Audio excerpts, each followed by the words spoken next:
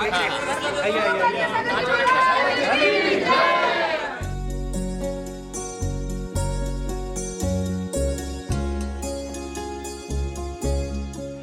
चक्रवर्ती आचार्य गुरुदेव श्री विद्यानंद जी महामुनि राज की, बोले परम पूज्य परंपराचार्य आचार्य गुरुदेव श्री प्रज्ञा सागर जी मुनि राज की, आध्यात्मिक श्रमणी आरिका मां पूर्णमती माता जी की, वंदनीय आरिका संघ की।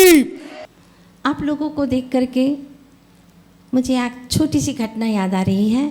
जब आचार्य भगवान गुरुवर श्री विद्यासागर जी महाराज के चरण में 3 महामुनि विहार के लिए जा रहे थे और आचार्य जी के चरणों में प्रणाम करके 3 परिक्रमा लगा करके नमस्कार करते हुए अंत में बोले, गुरुदेव विहार करके जाना पड़ रहा है, कुछ सूत्र दीजिए गुरुवर, कुछ सूत्र दीजिए।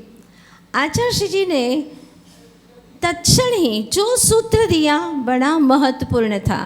आचार्य जी ने कहा, ग्रीष्म काल हो, वर्षा काल हो या शीतकाल हो, तीनों काल की बाहरी हवाओं से बचना।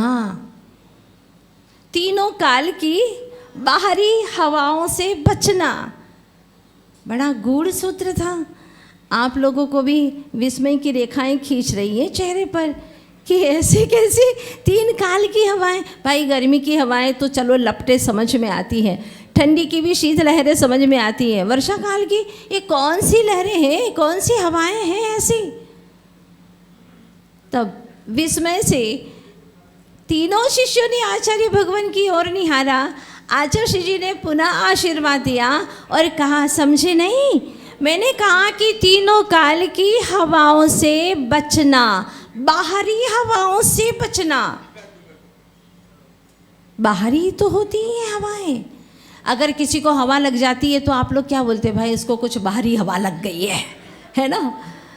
बाहरी हवा ही है, तो अंतरंग की कौन सी हवाएं हैं, आखिर क्या राज है इनके वचनों का।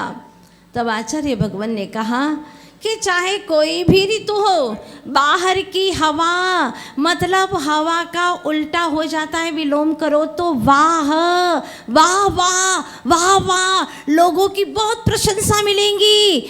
हाँ, अब तीनों शिष्यों को आशीर्वाद दिया और कहा कि बाहर की इन हवाओं से बचना, ये प्रशंसा, ये ख्याति, ये खाई है। श्रवण और श्रावक की आचार संहिताएं तीर्थंकर ऋषभदेव ने हमारे लिए बनाई।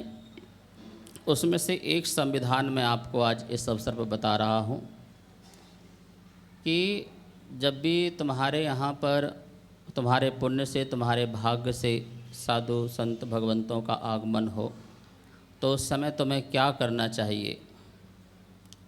आगते स्वागतं कुर्यात्, गच्छन्तं न निवारेत्, तिष्ठन्तं कारयेत् भिक्षाम्, एष धर्मः सनातनः।